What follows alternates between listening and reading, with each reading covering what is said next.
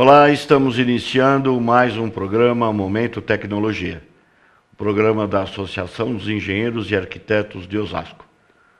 Hoje nós temos a grata satisfação de estar trazendo aqui um senhor amigo. Por que o senhor? Porque não por causa da idade, não. Porque é uma importância muito grande. Rui Otaki, o arquiteto mais famoso de São Paulo. Rui, obrigado por ter achado esse tempo na tua agenda de vir bater esse papo com a gente.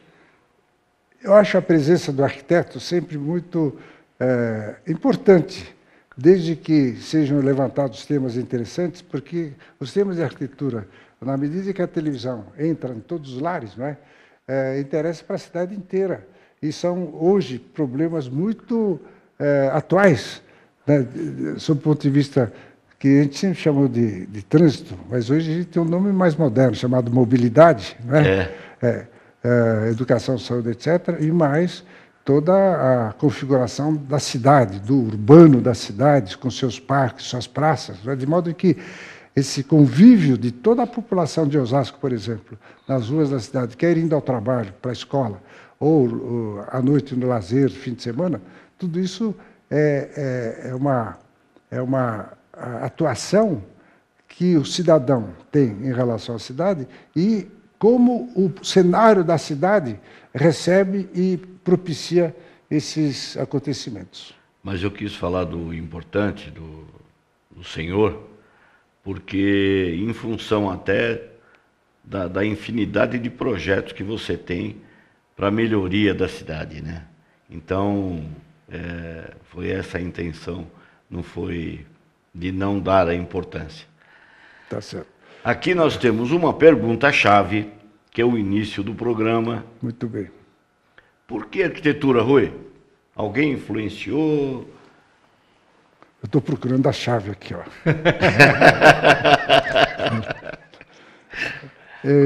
Desde adolescente, né, 14, 15 anos, eu indiretamente me interessei para a arquitetura. Eu me lembro que eu ganhei no Natal, no aniversário, não lembro mais, aquela caixa com uma espécie de tijolinhos lá dentro. Sim. Então eu gostava de ficar fazendo casa, aqui passar a rua, essas composições em madeira. E até algumas fotografias que eu tenho lá, que eu tinha, porque acabaram me roubando, porque isso aqui é ótimo, porque já mostra o seu interesse pela arquitetura desde garoto, etc. Bom, então desde aí, e no colegial, primeiro e segundo colegial, então eu decidi pela arquitetura. E os cursos de arquitetura ainda estavam começando em São Paulo. Já existia o Mackenzie, que é um curso mais antigo, e a FAO, que é da Universidade de São Paulo, tinha sido muito recém-criada. Então, se falava pouco ainda no curso de arquitetura. E arquiteto já se falava, né? Porque o Oscar já vinha desenvolvendo a sua arquitetura lá no Rio de Janeiro, em Minas Gerais, né? Pampulha, etc., já com muito vigor e com muita importância. Agora, a família teve uma influência também aí? Uma intimação não houve. Não. Tá. Mas uma influência de ambiente, sim, porque minha mãe sempre gostava de pintar e ter ateliê na casa. Então, ela administrava um pouco a casa, mas e o ateliê lá dentro, então ficava mais fácil para ela. Então, o fato dela ter o ateliê em casa fazia com que nós, eu mais velho e o Ricardo, o irmão mais novo, entrava e saía da casa, obrigatoriamente passando pelo ateliê. Tinha um contato com a arte, né? Convivia com a arte, né? Então, o contato com formas, cores, desde criança da gente, né? E ela nunca falou, olha, vocês vão fazer arquitetura. Não, nunca falou nada. E é sintomático que tanto eu como o Ricardo, meu irmão menor, fizemos arquitetura. Então. Porque eu acho que o ambiente da casa, que tinha muita pintura, não tinha esse verde aqui. Sim. Lá ninguém era palmeirense, né? Mas tinha várias cores, assim, nos quadros, né? Conjuminando, acertando as cores, né? E na mesa de trabalho dela, um monte de latas com pincel, né, misturando cores, etc. Então, isso era muito comum, era cotidiano, e muito comum era também encontro de alguns artistas lá na casa dela, que, portanto, a gente participava, né? Eles estavam lá em casa. Então, tudo isso, sem dúvida alguma, favoreceu o ambiente, Influenciou um apesar de pouco nunca em haver termos uma noções de coisa. espaço. Né? Porque, na verdade, a arte está muito ligada com a arquitetura, né? Está. Eu ainda falo que a arquitetura é a construção com arte. É. Está muito ligada, e essa ligação é fundamental até para contar a história da cidade. A gente vai fazer turismo em países como Itália, França, que tem todo um patrimônio, desde os romanos, na Grécia, dos gregos. O que conta basicamente na visita turística que a gente faz? É a história dos prédios de lá. É a arquitetura da cidade. É a arquitetura da O cidade. espaço, né? O espaço. Essa é a importância. Agora, contemporaneamente, numa cidade como São Paulo, ou no exterior como Nova York, Chicago, tem toda uma vida contemporânea, que é muito diferente da época das cidades gregas romanas, né? Então, essa a nova configuração de cidades urbanas, onde, além de toda a população muito maior, por exemplo, Roma, no seu esplendor, tinha 200 mil habitantes. 200 mil habitantes. Né? Osasco tem quase 10 vezes mais isso. É verdade. Né? E, então, com muito mais gente hoje, e a presença dos veículos, automóveis, que antes não era cavalo. Eram as bigas, né? Os cavalos. Então, por isso que as ruas antigas eram muito estreitas. Né? A gente pega a parte remanescente da parte histórica, a parte velha das nossas cidades, são ruas estreitas, e as construções chegando no limite do terreno. Né? Então, a gente vai para Paraty, que é uma previsão maior, você vê as ruas estreitas. O próprio centro de Santana do Parnaíba, né? Centro de Santana do Parnaíba. O que alivia o centro de Santana do Parnaíba é o Tietê passando na borda. Né? E então torna a paisagem mais bonita, mais interessante. Mas, então, a cidade contemporânea tem essa vivência. A mais diferente a efervescência é maior nas nossas cidades atuais. Sim, sem dúvida é maior.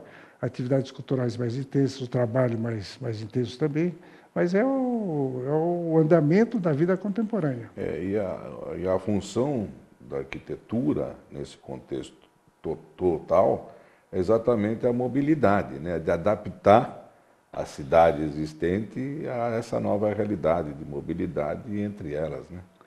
Eu acho que a mobilidade é importante, mas eu tenho um pensamento um pouquinho lateral a isso. Com o crescimento das cidades, o crescimento tem de ser sempre o centro mais ou menos no meio, e o crescimento vai em volta. E as periferias ficam longe, pelo lado externo, chama-se externo da cidade.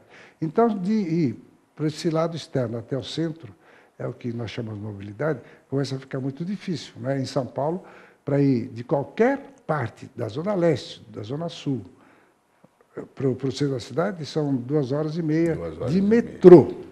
Bom, então, colocar mais linha de metrô ajuda? Ajuda um pouco, mas continua sendo apelativo, porque a instalação de um metrô, de uma linha de metrô, gasta, pelo menos, se tudo andar rápido, 6 a 8 anos. Em média, as linhas de metrô de São Paulo foram 10 anos de obras para a sua utilização. Então, nesses 10 anos, a própria zona que precisou de mobilidade vai crescer muito mais. Então, o aumento de metrô ajuda, não é mais mas é paliativo, não é suficiente. O que é suficiente? É criar grandes bolsões de trabalho descentralizados. Fazer com que uma boa parte da população não tenha que vir até aqui. Fica por lá nos bolsões. Eu acho que eu vejo dessa forma. Da grandes bolsões de descentralização, trabalho. né? Descentralização urbana. Precisa haver descentralização urbana e esse grande, mas não é pequeno, precisa ser grandes centros urbanos, e vai provocar comércio em volta, etc. Então, vai criando vários centros em volta. Né? Algumas cidades europeias estão fazendo isso. Porque você citou lá no início do programa, né, aquela expansão Hoje, os municípios, né, que são criados em termos de uma vila que vem se desenvolvendo, aquela coisa toda, hoje já não tem mais limite. Você não sabe onde acaba um município e começa outro, né? Você tem um núcleo urbano totalmente concentrado. Mas na verdade, nós tínhamos temos ainda, né, um grande problema de moradia. Mas o governo achou que fazendo grandes conjuntos residenciais iria resolver. Então formou, por exemplo, Itaquera e Carapicuíba, a Coab é uma imensidão, é quase uma outra cidade. Dentro da cidade. Você pega aqui Carapicuíba, só a Coab tem 300 mil habitantes. Então é outra cidade, porque nós temos várias cidades do estado de São Paulo que não tem 300 mil habitantes. Esse é um grande desafio, né? Eu tive recentemente a oportunidade de fazer alguns desses projetos. Então, eu aprendi que para fazer projetos nessas comunidades carentes, o trabalho não se restringe a, no escritório, ter um papel, fazer um desenho bonito, né, projeto, detalhamento, etc., e entrega com o contrato perfeitamente realizado. Está pronto? O projeto ficou pronto, mas o trabalho do arquiteto não está pronto. Sim. O que falta? A parte humana e a parte cidadã do arquiteto. O que é a parte cidadã do arquiteto? É ir na comunidade, conversar com a comunidade e conversar para ver o que precisa na comunidade e qual é a vivência que o pessoal tem. Então, nessas conversas, na conversa entra um pouquinho de cachaça, entra tudo isso aqui, faz parte. O habitué dele, né? Então, o que eu percebi lá e fiz no projeto? Eles dizem, a gente não sabe viver num prédio grande.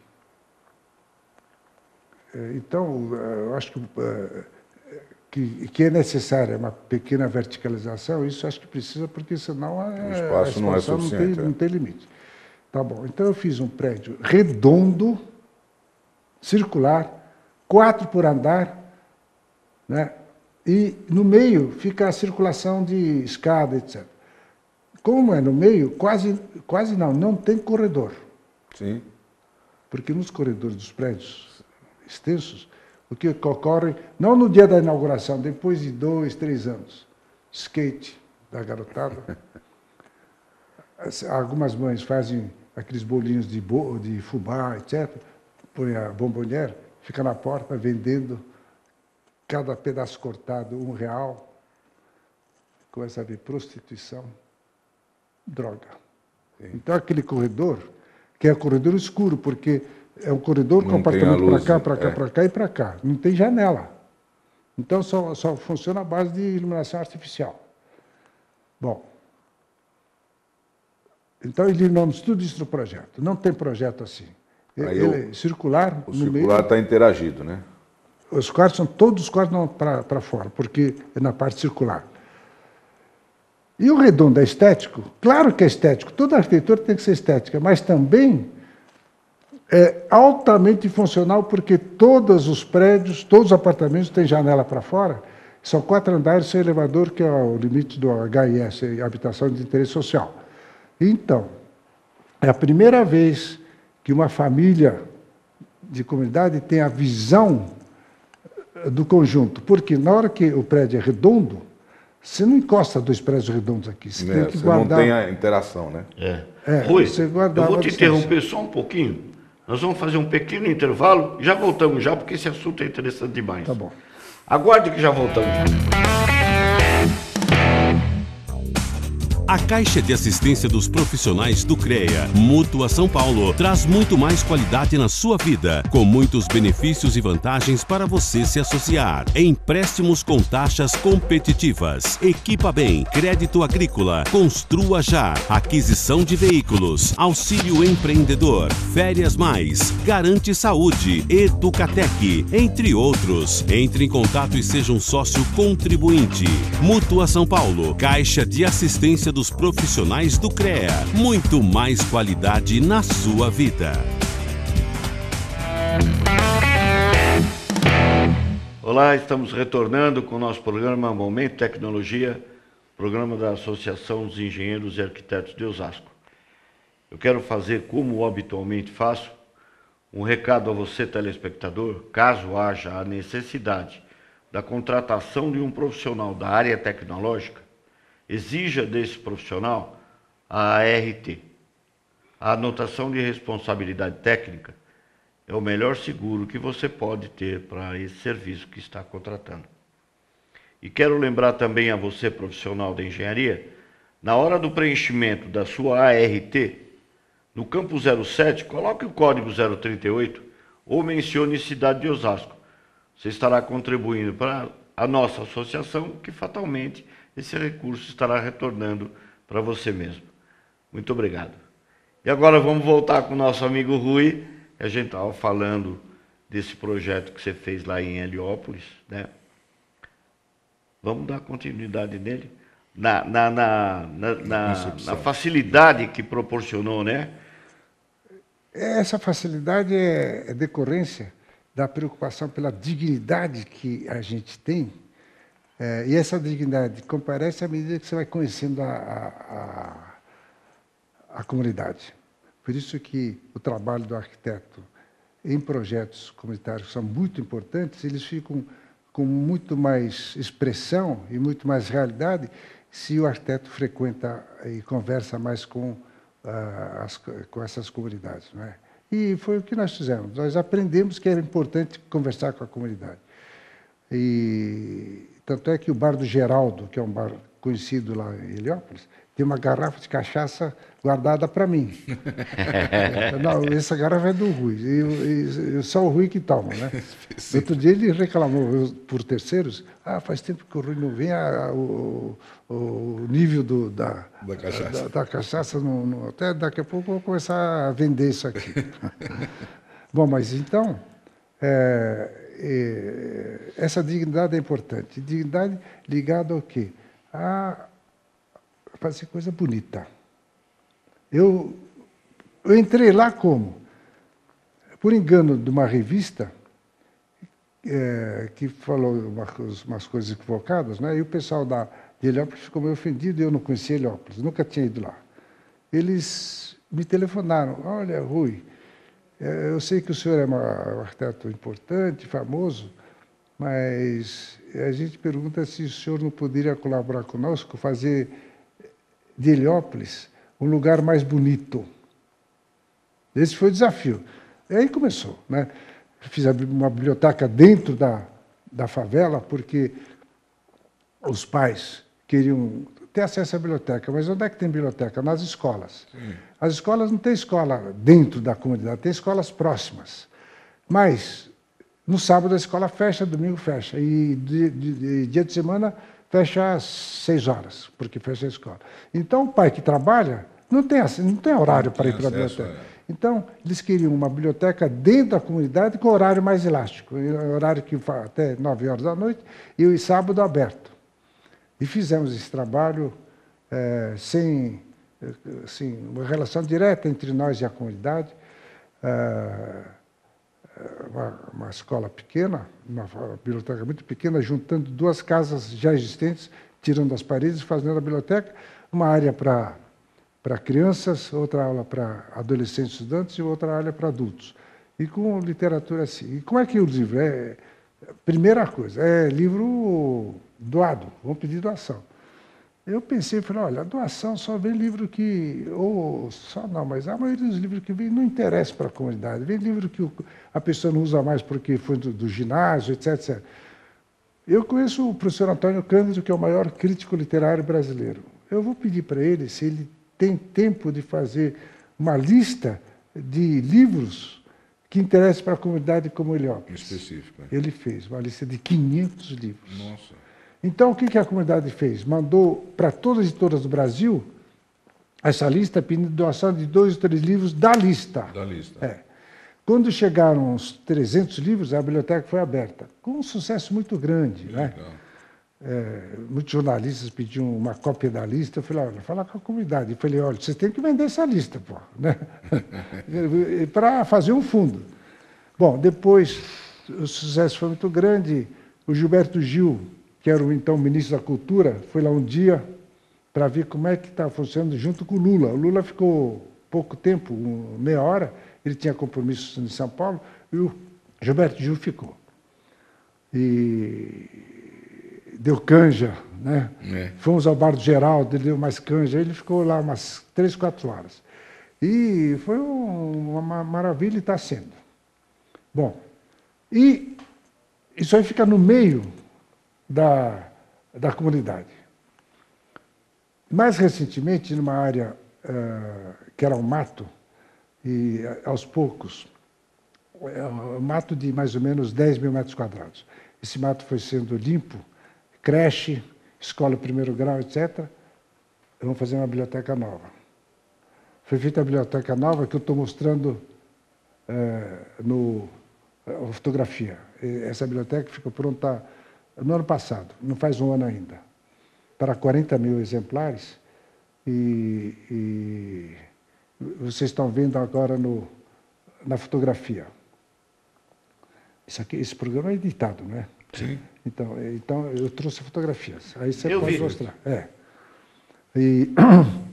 Então, tudo isso acho que faz parte da preocupação com a dignidade. É uma palavra que, para mim, é a Muito palavra-chave forte, muito legal. de fazer com que a comunidade possa crescer junto. E não é só fazer o projeto e acabou. Tem que ir lá. Eu vou lá todo mês para... Eu não tenho mais projeto para fazer lá, mas eu vou lá todo mês. Acaba, na verdade... Ver como é que estão as casas, como é que eles estão vivendo, a criançada. Essa questão da biblioteca, tem um prédio que eu chamei de perto da cidadania, que não tem no programa de construção. Cada ano,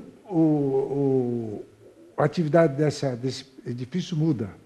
A comunidade faz uma eleição, fala, esse ano a gente quer ver marcenaria.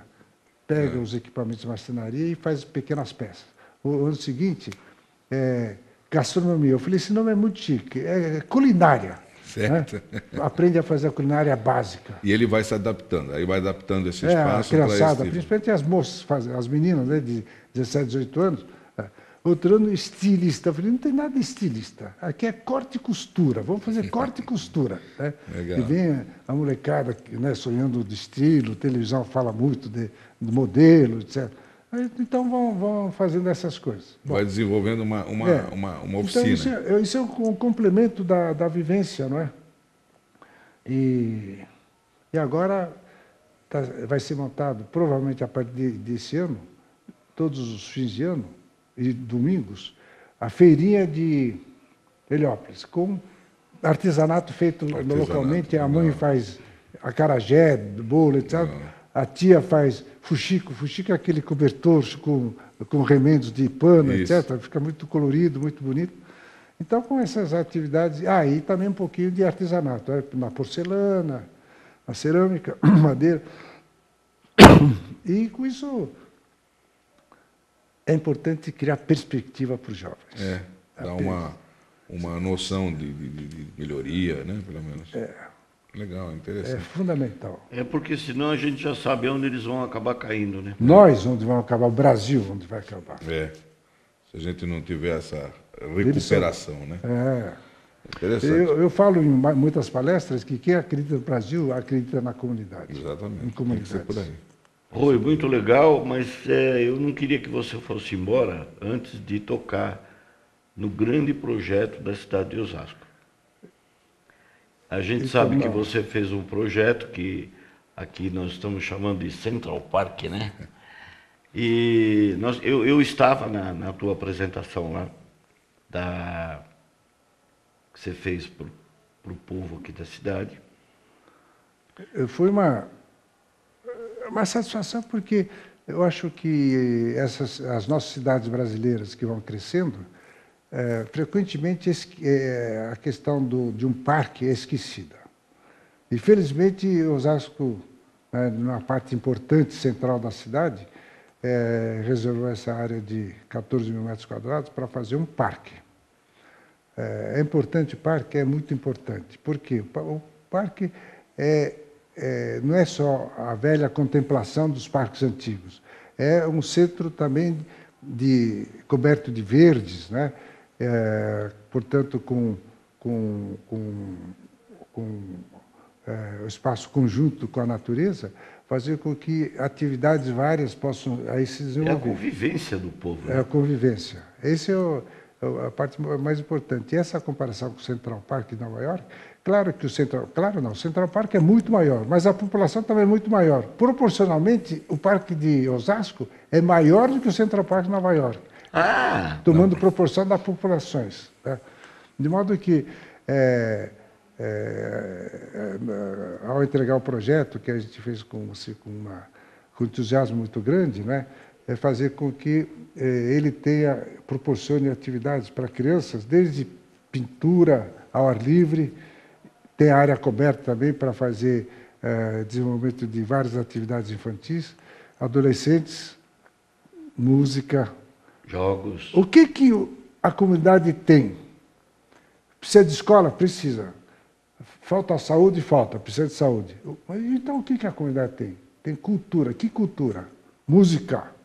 Capoeira. Eles são craques. Qualquer comunidade é craque em capoeira. Pô, então, vamos desenvolver isso, organizar isso, não é? E o esporte. Você falou do esporte, né? Então, essas atividades valorizar e ajudar a organizar essas atividades, né? E proporcionar, então, diversão. Isso propicia o quê? A inclusão de pessoas, né? Qualquer tipo de esporte, criança, adulto. Então, é essa área. Então, a gente tem uma área de uso do corpo, quer dizer, ginástica, capoeira, dança, né? Tem uma imagem. E tem uma outra de esportes de salão. Ping-pong, tênis de mesa, xadrez, etc. E esportes ao ar livre. E para adultos, salão de academia para adultos, no trecho da caminhada, algumas estações para poder também fazer exercício, e uma área para shows, um palco bom, a largura do palco é igual à largura do palco do Teatro Municipal de São Paulo, que é de 17, 18 metros, e para 3 mil pessoas. Então, para ter eventos quaisquer, shows, manifestações, música clássica, né? Um concerto, vários tipos de atividade. E a ambição que eu tenho é que a prefeitura consiga organizar todo fim de semana alguma atividade interessante, né? Tem música sertaneja também, tem tudo isso aí, né? E bem no centro da cidade. Então, eu acho que o parque tem uma função importante. No projeto, a gente jogou toda a experiência que a gente tem de áreas públicas, e áreas públicas inseridas no ambiente de parque para não é só o respeito, mas para a apreciação da natureza, né? E eu espero firmemente que a implantação do parque seja muito bem recebida e muito bem aproveitada pela população. E no dia da apresentação, ainda você destacou que nenhuma árvore vai ser mexida, as que estão lá vão ser mantidas, né? No projeto, antes de começar o projeto, foi feito o levantamento de todas as árvores. Então, os equipamentos que vão ser construídos são entre as árvores. Nenhuma árvore vai ser cortada. Então, aquela exuberância da árvore que a gente vê da rua, do Sorocaba e da outra rua, vai ser mantido, né? E, então, os pavilhões, pequenos pavilhões, vão estar lá dentro, convivendo com as árvores. Então, esse respeito com relação à natureza, saborear a sombra que a árvore proporciona, os diferentes tons de verde, né? Aí os palmeirenses vão ficar mais alegres. Eu quero só esclarecer para o telespectador que esse parque que o Rui está comentando, que ele fez o projeto, é onde hoje funciona a atual prefeitura do município, ali do lado do viaduto metálico. Então aquilo tudo vai ser demolido, a parte de construção, e vai ser feito um parque ali. Rui, infelizmente tem uma notícia ruim que acabou o nosso tempo. Então eu gostaria de te agradecer e deixar esse finalzinho para você fazer suas considerações. Eu agradeço o convite que a TV Osasco fez. E eu procurei aproveitar esses momentos para falar um pouco da arquitetura, um pouco do Parque da Cidade, né? E exaltar os ouvintes da televisão, que a participação de todas as pessoas de qualquer cidade, principalmente Osasco, nas áreas públicas é uma participação muito importante. E o próprio governo vai vendo que a política de áreas públicas é muito importante, né? Exatamente. E esse crescimento dessas áreas, e o Parque do Centro, o Parque da Cidade, é o primeiro exemplo concreto disso, é uma coisa muito importante. Obrigado, Rui. Obrigado, Paulo. Obrigado você por ter nos assistido. Até a próxima, se Deus quiser.